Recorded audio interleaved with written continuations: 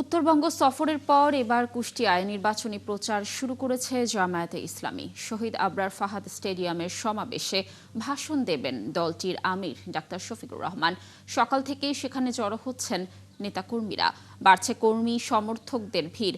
এছাড়া আরও ৩টি জেলায় নির্বাচনী সমাবেশে যোগ দেবেন জামায়াতের আমির। কুষ্টিয়ার সমাবেশ শেষে মেহেরপুরে যাবেন তিনি।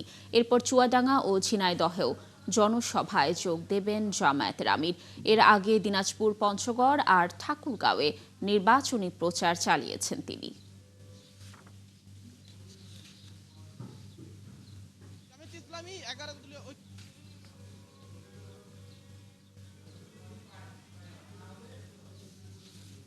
দর্শক, 22 জানুয়ারি থেকে চলছে ত্রয়োদশ জাতীয় সংসদ নির্বাচনের প্রচার। এর অংশ হিসেবে কুষ্টিয়া শহীদ আবরার ফাহাদ স্টেডিয়ামে জামায়াত ইসলামীর জনসভা রয়েছে।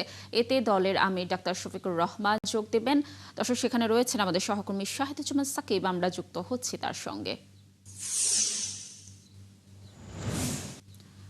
সাকিব, আপনি তো জনসভাস্থলে রয়েছেন, জামায়াতের আমির কি পৌঁছেছেন কিনা জানাবেন, এবং জামায়াতের নেতাকর্মীদের আসলে দলের কাছে প্রত্যাশার জায়গাটি কি জানাবেন এই বিষয়ে।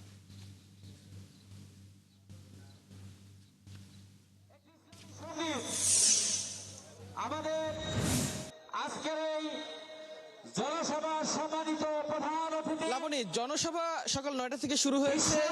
স্থানীয় নেতাকর্মীরা বক্তব্য রাখছেন। 11 দলীয় জোটের নেতৃবৃন্দ তারা মঞ্চে উপস্থিত হয়েছেন, তারা বক্তৃতা করছেন। তবে এই জনসভার প্রধান অতিথি জামায়াতের আমির ডাক্তার শফিকুর রহমান, তিনি এখনো জনসভাস্থলে এসে পৌঁছাননি। আমাদের কাছে যতটুকু খবর হয়েছে, তিনি ঢাকা থেকে আকাশপথে ইতিমধ্যে কুষ্টিয়া এসে পৌঁছেছেন।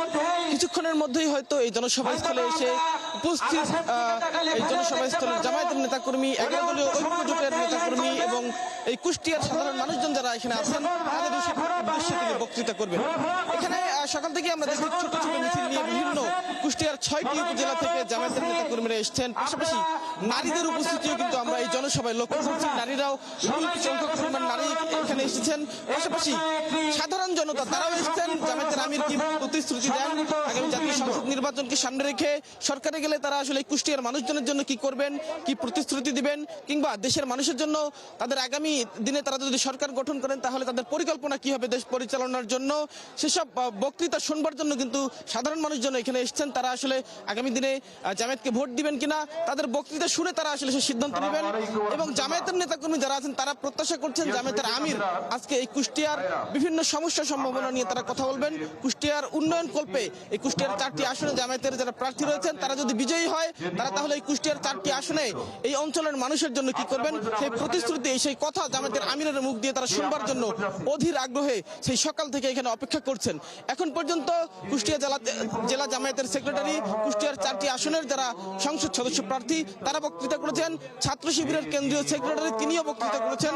কিছুক্ষণ পরে হয়তো জামায়াতের আমির এই জনসভা স্থলে এসে উপস্থিত হবেন এবং তিনি এই উপস্থিত জনতার উদ্দেশ্যে বক্তৃতা করবেন।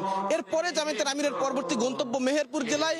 মেহেরপুর থেকে চুয়াডাঙ্গায় এসে তিনি সেখানে আরেকটি জনসভায় অংশ নেবেন এবং দিনের সবশেষ জনসভা ঝিনাইদহে অংশ নিয়ে পরবর্তী গন্তব্য হবে জামায়াত আমিরের যশোর জেলায়।